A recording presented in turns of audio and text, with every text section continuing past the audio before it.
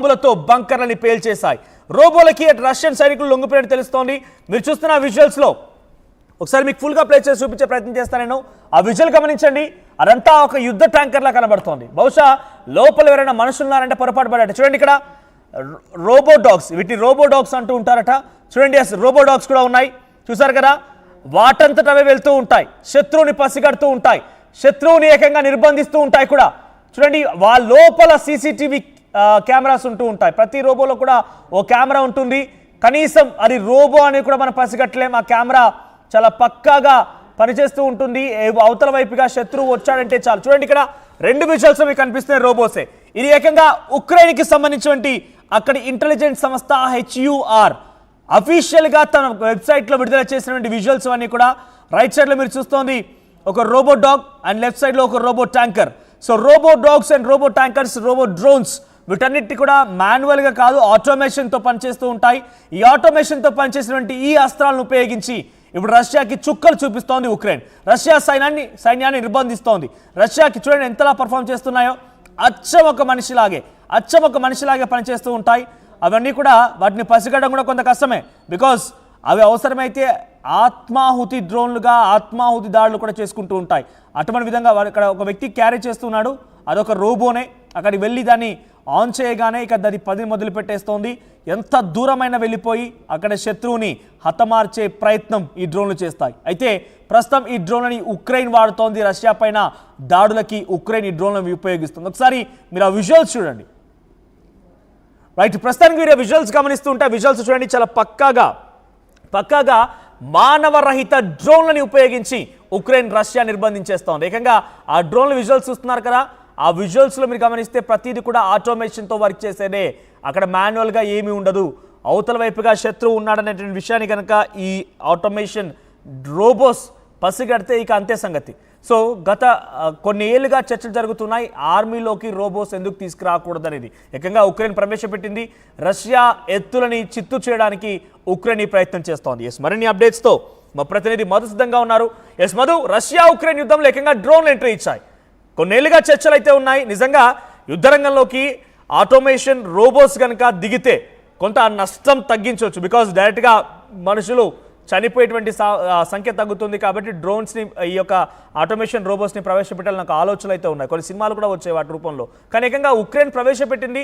ఇప్పుడు అద్భుతంగా Russian బంకర్ని పేల్చేస్తున్న Russian సైనికులను కూడా నిర్బంధిస్తున్నారు. ఎలా చూడాలి? రష్యా ఉక్రెయిన్ యుద్ధంలో ఏకంగా టెక్నాలజీని ఉపయోగించి ఉక్రెయిన్ చేసినటువంటి దాడిని రష్యా ఎలా అడ్డుకోబోతోంది?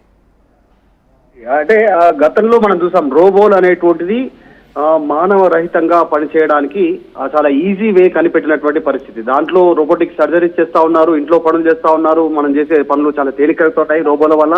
ఇదంతా పక్కన పెడితే యుద్ధ రంగంలో కూడా రోబోలు రావడం అనేటువంటిది ఒక కొత్త శకానికి నాంది పలికినట్టుగానే దీనికి ప్రస్తుతం ఈ ఉక్రెయిన్ దేశం దీనికి వేదిక అయింది.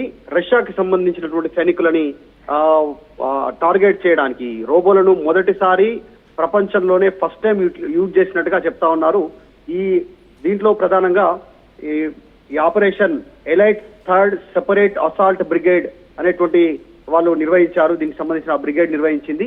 2 రోబోలు రష్యన్ బంకర్లపై దాడి చేస్తున్నటువంటి విజువల్స్, బాంబులతో పేల్చేసినటువంటి విజువల్స్, సైనికులనే వాళ్ళను బందీలుగా చేసుకున్నటువంటి పరిస్థితి. అంటే ఫ్యూచర్ లో యుద్ధం అంతా కూడా మానవులకు నష్టం జరగకుండా కేవలం రోబోల వారీగా ఆస్తి నష్టాలు, వారి సైనిక సంపత్తిని నష్టం చేసేటువంటి విధంగా ఈ దాడులు జరిగేటువంటి అవకాశం ఉంటుంది. డ్రోన్ల రూపంలో, ఈ రోబో రూపంలో ఈ దాడులతో ఫ్యూచర్ లో యుద్ధం రూపురేఖలే మారిపోయే పరిస్థితి చాలా స్పష్టంగా కనిపిస్తా ఉంది జరుగుతున్నటువంటి తీరు. సో మొత్తానికి ఇది ఫస్ట్ టైం ప్రపంచంలోనే రోబోల ద్వారా ఈ రకంగా దాడికి దిగడం అనేటువంటిది ఉక్రెయిన్ చెప్పే ప్రయత్నం చేస్తా ఉంది. ఉక్రెయిన్ డ్రోన్ రోబోటిక్స్ సంబంధించినటువంటి కార్యక్రమాన్ని చాలా పెద్ద ఎత్తున విస్తరించి ఫ్యూచర్ లో ఈ రకంగా ముందుకు వెళ్ళాలి అనేటువంటి ఆలోచన చేస్తున్నట్టుగా దీని ద్వారా బయటపడే కనిపిస్తా ఉంది. సో మొత్తం ఫ్యూచర్ లో రోబోలతో యుద్ధం జరిగే పరిస్థితులు కనిపిస్తా ఉన్నాయి ఈ సిచ్యువేషన్ చూస్తుంటే. Right Madhu. So Russia Ukraine యుద్ధంలోకి రోబోలు రంగ ప్రవేశం చేశాయి. దీని ద్వారా అవతల వైపుగా ఉన్న శత్రువు యొక్క ఆస్తి నష్టాన్ని ప్రాణ నష్టాన్ని ఎక్కువగా మనం తీసుకోవచ్చు, వాళ్ళలో ఆ నష్టం కూడా వాటిల్లుతుంటుంది.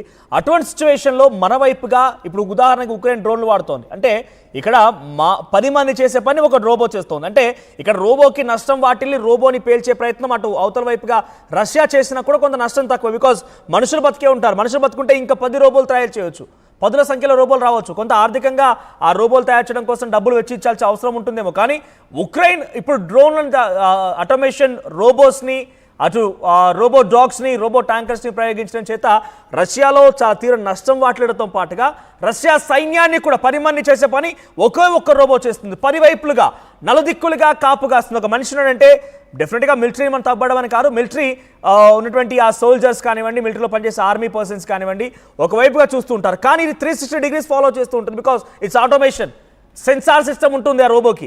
సో ఎటువైపు నుంచి వచ్చేటువంటి శత్రువుని కూడా పసిగట్టి చంపేయగల సామర్థ్యం ఈ రోబోలకు ఉంటుంది. 10 మంది చేసే పని ఒకరే చేస్తూ ఉంటారు. సో ఇప్పుడు ఉక్రెయిన్ డ్రోన్ల ప్రయోగం ద్వారా రష్యాని ఉక్కిరి బిక్కిరి చేస్తోంది. రష్యాకి ఏకంగా బిగ్ షాక్ ఇచ్చిందని చెప్పాలి.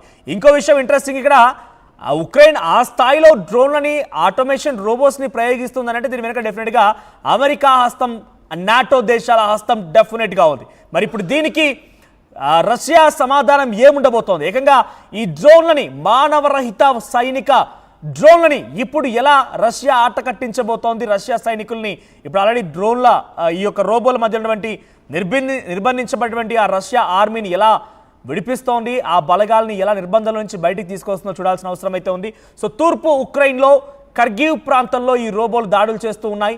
రష్యన్ బంకర్ల పైన దాడి చేసి ఈ బంకర్లను పేల్చేస్తూ ఉన్నాయి ఉక్రెయిన్ రోబోలు. సో ప్రస్తుతానికి ఈ దాడులపైన తీవ్రమైనటువంటి ఆందోళన వ్యక్తమవుతోంది. రష్యా కూడా అసలు ఇప్పుడు ఆ ఆటోమేషన్ రోబోస్ని ఎలా కంట్రోల్ చేయాలన్నటువంటి దాంట్లో తీవ్రంగా నిమగ్నమై ఉంది. ప్రస్తుతానికి ఈ రోబోస్ని ఆటోమేషన్ డ్రోన్స్ని రష్యా ఎలా తిప్పికొడుతుందో చూడాలి. డెఫినెట్గా అమెరికా అండ్ నాటో దేశాల హస్తం అయితే 100% దీని వెనుక ఉందనేది మాత్రం ప్రపంచ దేశాలకి చాలా స్పష్టంగా అర్థమవుతోంది.